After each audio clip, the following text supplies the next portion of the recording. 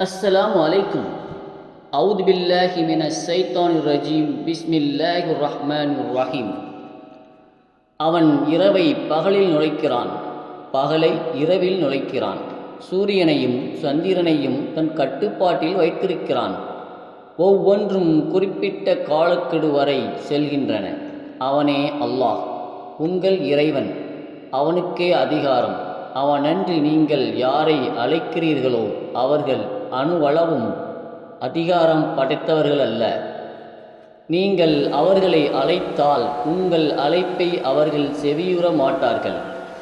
செவி ஏற்றார்கள் என்று வைத்து கொண்டாலும் உங்களுக்கு பதில் தர மாட்டார்கள்.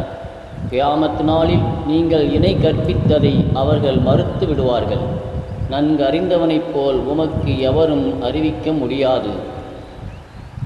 வானங்களையும் பூமியையும் படைத்தவன் யார் என்று அவர்களிடம் நீர் கேட்டால் அல்லாஹ் என்றுதான் கூறுவார்கள். அல்லாஹ்வே என்று நீங்கள் பிரார்த்திப்பவற்றை பற்றி கூறுங்கள் என்று கேட்பீராக.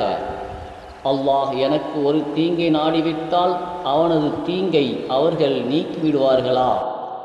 அல்லது அவன் எனக்கு ஒரு அருளை நாடிவிட்டால் அவர்கள் அவனது அருளை தடுக்கக்கூடியவர்களா? அல்லாஹ்வே எனக்கு போதுமானவன். சார்ந்திருப்போர் அவனையே சார்ந்திருப்பார்கள் என்று கூறுவீராக.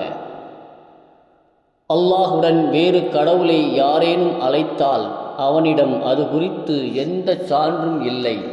அவனை விசாரிப்பது அவனது இறைவனிடமே உள்ளது. ஏக இறைவனை மறுப்போர் வெற்றி பெற மாட்டார்கள்.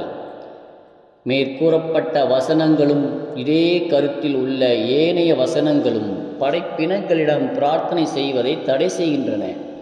இறைவனின் அதிகாரத்தில் படைப்பினங்களுக்கு எவ்வித உரிமையும் வழங்கப்படவில்லை. அவர்களுக்கு பதிலளிக்கும் சக்தியும் இல்லை. எனவே படைப்பினங்களிடம் ஒருபோதும் பிரார்த்தனை செய்யக்கூடாது.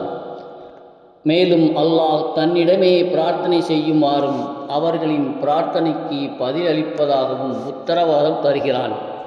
அவனைத் தவிர வேறு எவரும் பாவங்களை மன்னிக்க முடியாது என்றும் தெளிவுபடுத்துகிறான். அஸ்ஸலாமு அலைக்கும். தொடர்ந்திருங்கள், தொடருவோம்.